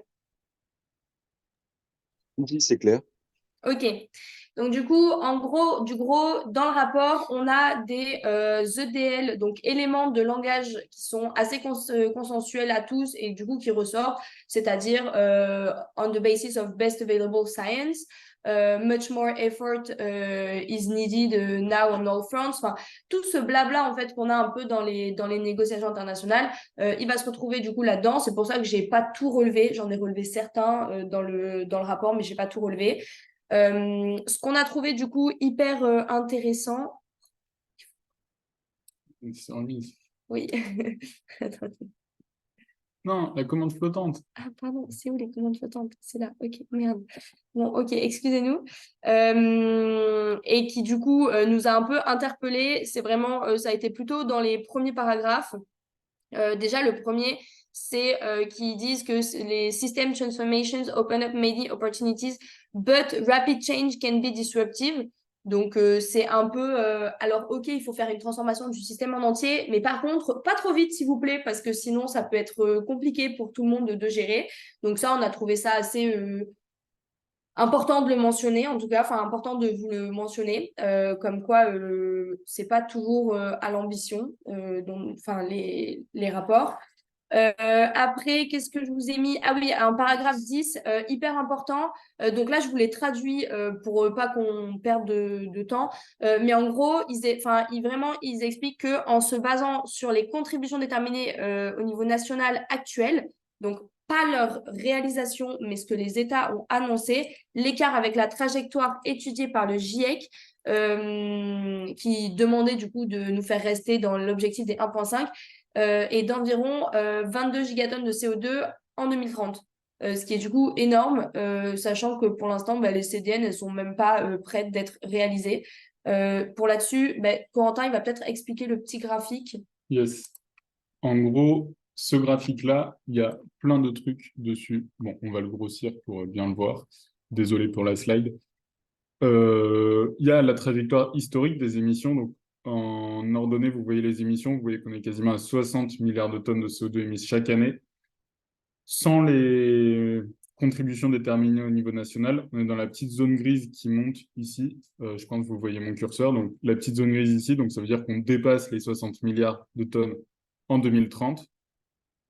Avec les CDN, on est dans la zone rouge. Donc, ça veut dire qu'on stagne autour de 55-60 milliards de tonnes de CO2 émises chaque année. Et si on veut rester sous les 1,5 degrés, il faut prendre la trajectoire turquoise. Et donc, ça veut dire qu'il faut une réduction de 43% des émissions de gaz à effet de serre par rapport à 2019. Et sauf que là où nous emmènent les NDC, c'est-à-dire à 55 milliards de gigatonnes de CO2 en 2030, par rapport à une réduction de 43% des émissions par rapport au niveau 2019, on sera à 22 milliards de tonnes en trop de CO2 en 2030. Bon, en gros, si on prend la trajectoire rouge, ce qui est prévu pour l'instant, on aura cramé le budget 1,5 d'ici 2030.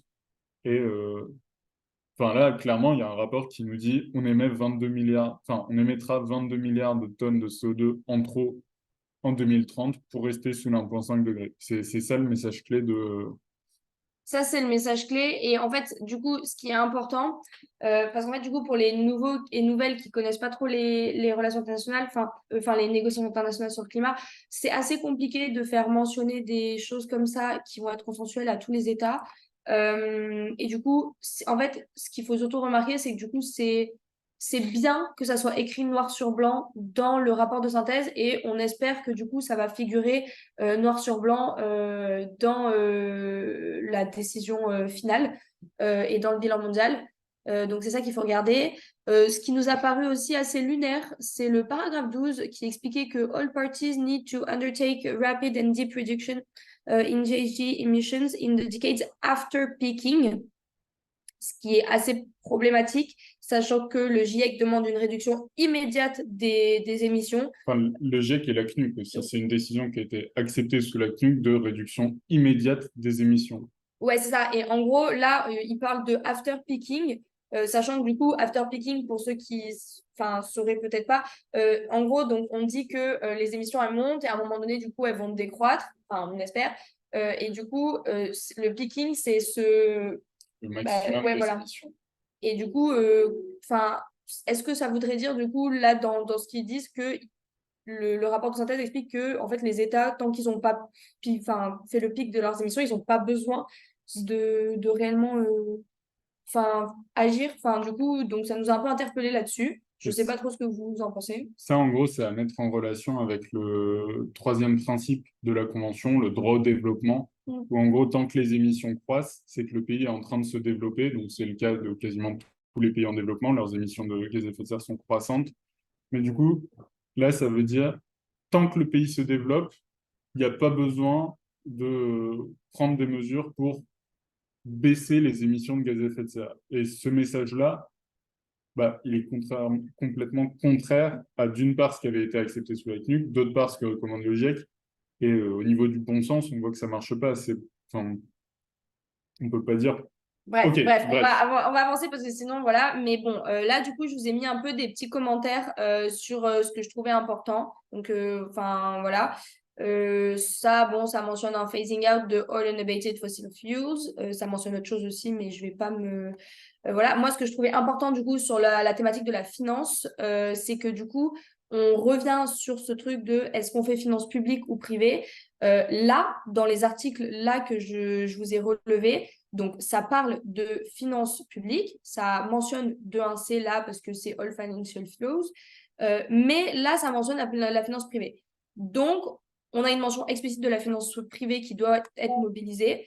Ça se retrouve encore ici. Ils expliquent bien que global and domestic capital markets are likely to be the primary source of capital for scaling up mitigation and adaptation. Increased private sector engagement is needed. Donc, on pourrait se dire qu'il y aura des négociations là-dessus au workshop d'octobre. Enfin, ça mentionné, ce qui est déjà plutôt pas mal. Donc, on va voir ce que ça donne. Je vous laisserai terminer. Oui, là, c'est un truc qui mentionne aussi qu'au final, on veut un phase-out, mais before a full phase-out, fossil fuels remain an important source for some. Voilà, donc en fait, tout ça pour vous dire que ce qu'il faut comprendre, c'est que ce rapport, ça va être la base des négociations pour le bilan mondial et que du coup, tout ce qui est mentionné dans ce rapport, c'est important pour la suite de toutes les négociations en fait, parce que ça parle de tout. Donc bref, voilà. C'est une bonne synthèse. Je sais pas si on fait cette partie-là. Enfin, on a déjà beaucoup parlé. Peut-être s'il y a des questions. Ouais, est-ce qu'il y a des Peut-être- questions déjà là-dessus ou pas? Est-ce que vous avez même des remarques? Est-ce que vous Attendez, avez des choses... on s'échappe. J'ai une Oui, question, moi, moi. C'est par rapport aux co-chairs, qui c'est exactement? Pour le bilan mondial? Oui. Pour le bilan mondial, j'ai plus leur Il y a nom. un Américain, Mais... si je dis pas de- Enfin, quand je dis qui c'est, ah oui, mais voilà, c'est nationalité et pour voir un peu si voilà, ils sont dans des pays. Bah, les négociations, il y a toujours un co-chair d'un pays annexe 1 et un ou une co-chair d'un pays non annexe 1. Pour toujours avoir un peu les deux points de vue et pas avoir je sais pas, si, imagine, il y avait un co-chair américain et une co-chair britannique, par exemple, ça irait pas du tout pour les pays en développement. Au contraire, s'il y avait deux co-chairs de pays les moins avancés qui favoriseraient, enfin, il y a un équilibre toujours. Et là, je crois que c'est un Américain et l'autre, je me demande si c'est pas un ou une Sud-Africain, Bah, attends, Sud-africaine. je vais checker ça direct. Parce que Mais voilà, enfin, en tout cas, il y a un système qui fait qu'il y a toujours nord et sud sur chaque. Je ne sais pas si ça répond en partie à la question. Si, parfait, merci. Ok. Et Émilie? ouais, une petite question. Est-ce que vous Ouais. pouvez rappeler ce que ça veut dire TD1 et du coup, c'est quoi les autres TD? c'est- voilà. TD1, c'est le Technical Dialogue 1. Du coup, c'est le premier dialogue technique de l'accord de Paris. Ça veut dire que là, on en est au 1. Dans 5 ans, en 2028, on sera au TD2, Technical Dialogue 2. Et du coup, ce que je vous parlais des 3 phases, du coup, c'est pour ça que il y a TD1.1, c'est la première phase du premier dialogue technique.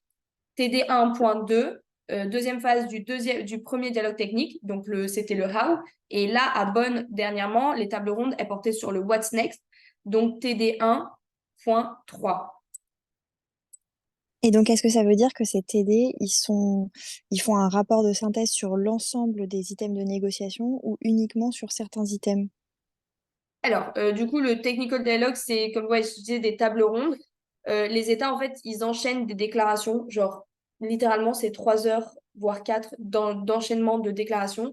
C'était assez long pour dire ce qu'ils pensaient justement du bilan mondial sur le what, donc c'est-à-dire qu'est-ce qu'on devait mettre dans le bilan mondial, sur le how, comment on devait faire. et sur le what's next, donc la marche à suivre après.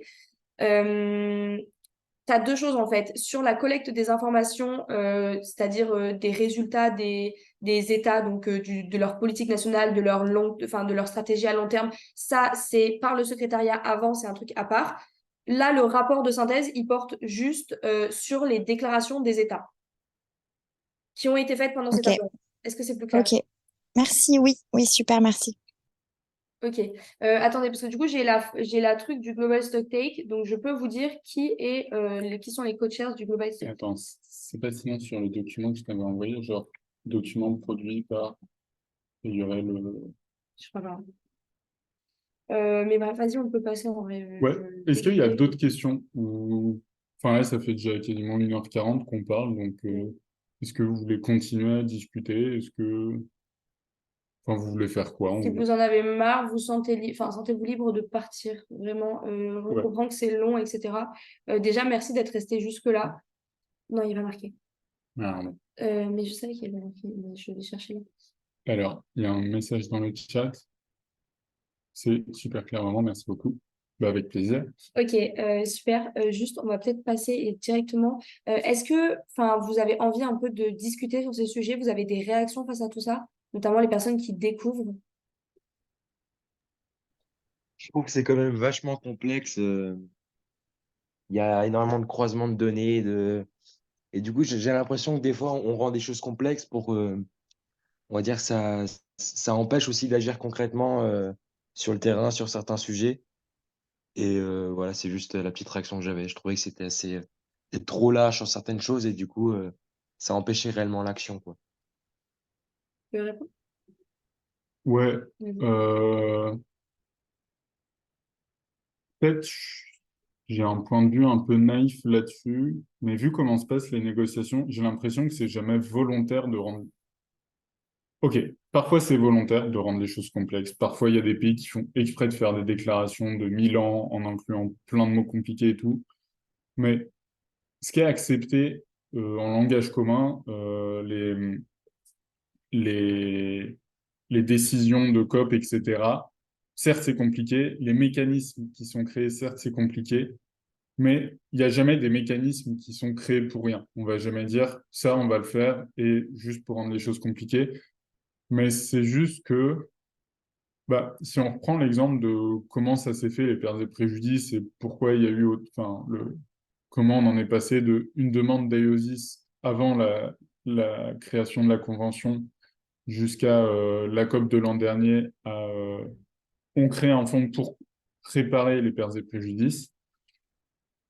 Bah, à chaque fois, il faut des compromis entre des pays qui veulent absolument pas parler de ça et des pays qui voient ça comme essentiel.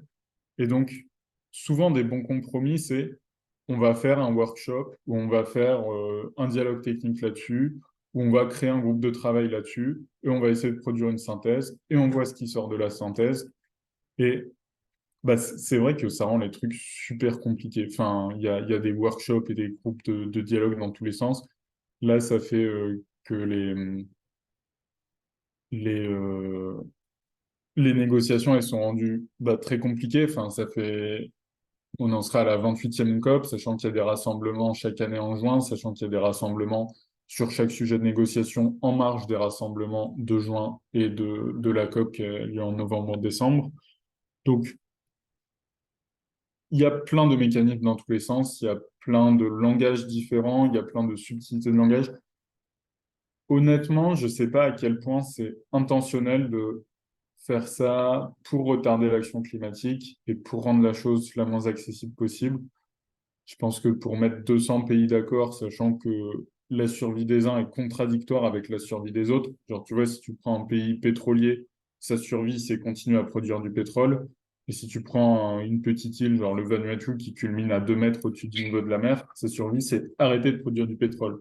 Donc pour mettre ces pays d'accord sur une direction à prendre, bah, évidemment, on ne va pas pouvoir avoir des lignes clairement établies et une direction claire et droite. Mais enfin voilà, il y a des compromis à faire et les compromis, ça passe du coup dans la complexité des négociations. Enfin, moi, c'est comme ça que je le vois. Je vois pas trop ça comme un truc pour rendre les choses complexes. Je pense que ça arrange bien des pays que ce soit complexe. Je pense que ça dégoûte un peu aussi le fait que ce soit complexe. Mais d'un autre côté, pour faire avancer tous les pays ensemble, bah, enfin, on peut pas trop imaginer un truc simple, quoi. Il faut satisfaire un peu tout le monde. Ouais, je suis d'accord. Est-ce que quelqu'un veut réagir là-dessus ou pas? Ouais, et il y a une question d'Edwige aussi. Mm. Non. S'il n'y a pas de réaction, peut-être on peut prendre la question d'Edwige. Bah, du coup, en premier lieu, Edwige, pour répondre à ta question, sur les ONG qui viennent observer les négociations internationales, il y a 9 constituantes de la société civile. Donc, Youngo, les ONG jeunes en sont une. Mais il y a aussi une constituante qui s'appelle LGMA pour Local Governments and Municipal Authorities. Donc ça, c'est exactement ce que tu décris, c'est les échelles plus locales.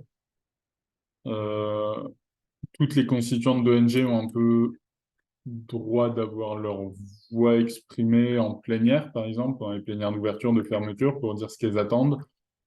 Et du coup, elles ont leur place dans les négos, où, certes, les sujets qu'on discute, c'est beaucoup moins à l'échelle locale, parce qu'il y a la... Enfin, avant de choisir ce qui se passe à l'échelle locale, il y a la direction qui doit être prise par les pays. Mais en gros, alors, en gros, sur comment sur leur pouvoir. Bon, en fait, les pouvoirs, ils sont assez limités, hein. Le lien, il se fait de façon très indirecte. Mais par exemple, le lien entre l'accord de Paris et l'adaptation dans la ville de Montpellier, comment on fait ce lien? Bah, l'accord de Paris, il demande des contributions déterminées au niveau national, où du coup, chaque pays va devoir proposer un plan à la fois en matière de réduction des émissions de gaz à effet de serre, mais aussi dans plein d'autres domaines, dont l'adaptation. Et donc, nous, en France, ça fait que grâce à ça, on a une stratégie nationale d'adaptation. Et ça, du coup, ça fait le lien entre le global, où notre stratégie nationale d'adaptation, elle fait partie de notre CDN, et le local, où notre stratégie nationale d'adaptation, elle va définir des plans d'action pour les différentes villes. Par exemple, les villes du Sud, ben, on va vouloir les adopter de telle façon, etc. Et il y a pas d'influence énorme de la constituante des gouvernements locaux et des autorités municipales. Il n'y a vraiment pas un poids énorme. C'est même une de celles qui pèsent le moins. Euh, mais, mais voilà, il y a un lien qui existe quand même. Ça, je pense qu'on peut peut-être s'arrêter là. Non, Ouais, ouais, peut-être on peut pas faire peut-être une s'arrêter formation là. de 2 heures. Juste moi, je voulais juste dire, enfin, il y en a du coup qui sont déjà partis, mais si ça vous a intéressé pour les nouvelles, tout ce qui tourne autour des négociations internationales sur le climat, bah, en fait, je vous invite juste, enfin, c'est le petit moment promo, à rejoindre nos assos et à participer au plaidoyer qu'on essaie de monter. Donc, un plaidoyer fait par des jeunes pour la COP28. On a mis en place, enfin, il y a deux, j'ai pas envie de dire organes, événements un peu phares qui vont commencer du coup là tout ce semaine jusqu'à la COP28. Déjà, en priorité, il y a la LCOI, mais j'imagine que peut-être si vous êtes là, vous en avez déjà entendu parler. C'est un week-end du coup où on va pouvoir co-construire le plaidoyer ensemble et vous allez avoir du coup des formations plus précises sur 6 sujets de négociation qu'on a choisis. Donc vraiment, voilà, n'hésitez pas à venir. Et ensuite, sinon, il y a les groupes de travail. Du coup, ça, c'est des groupes un peu de veille de négociation internationale où on va se réunir pour taffer ensemble sur un sujet en particulier. Enfin, il y a des groupes de travail pour plusieurs sujets, mais du coup, chaque groupe de travail est pour un sujet. Et si ça vous intéresse et que vous avez envie d'en apprendre plus, bah, vous pouvez toujours les rejoindre. En vrai, ça engage pas grand-chose. C'est vraiment bénévole et c'est vous qui voyez l'engagement que vous avez envie de mettre. Mais voilà, ça peut toujours être sympa. Et en tout cas, sinon, n'hésitez pas aussi à en parler autour de vous. Voilà, voilà. Est-ce que vous avez des questions, des remarques? Enfin, Euh, ouais, j'ai une petite remarque par rapport à rejoindre votre mouvement, en fait. Comment est-ce qu'on fait? On peut directement vous contacter sur, le, sur Insta ou alors il y a un autre contact à suivre pour, euh, Bah, soit pour sur aller- Insta, soit tu vas sur notre site web, le site web des Jack, Jeunes Ambassadeurs pour le climat. Et il y a Ok, un onglet pour nous rejoindre. Et juste, tu remplis un Framaform. Et nous, on reçoit la demande d'adhésion. ok, ok. Et après, il y a un groupe qui est créé, c'est ça aussi sur les réseaux pour échanger. Ouais, Mais on utilise Slack, en gros, et WhatsApp. et WhatsApp. Mais ouais, Ok, ok. Et donc après, on intègre au groupe et puis on voit comment ça se passe pour la suite, quoi. c'est un peu ça, ouais. Ok, ok, ça marche. Bah, j'irai voir sur le site directement et puis voilà, quoi. Ok, bah super. Et merci du coup à tout le monde d'avoir été présent. Merci aux 10 personnes restantes Jusqu'au bout. ouais, voilà, d'être restées jusqu'au bout. Je sais que on sait que c'était long. En même temps, il y a beaucoup de choses à dire. Et on a essayé de, comme je vous disais, genre de faire un compromis pour ceux qui connaissaient déjà la première partie et qui voulaient en apprendre plus sur d'autres sujets. Et la deuxième partie, on refera sûrement des formations comme celle-là sur d'autres sujets de négociation, peut-être, Ouais. avec vous, du coup, si certaines personnes sont partantes pour se former sur d'autres sujets en particulier. Donc voilà, en tout cas, n'hésitez pas à nous suivre sur Instagram. J'ai l'impression d'être une influenceuse.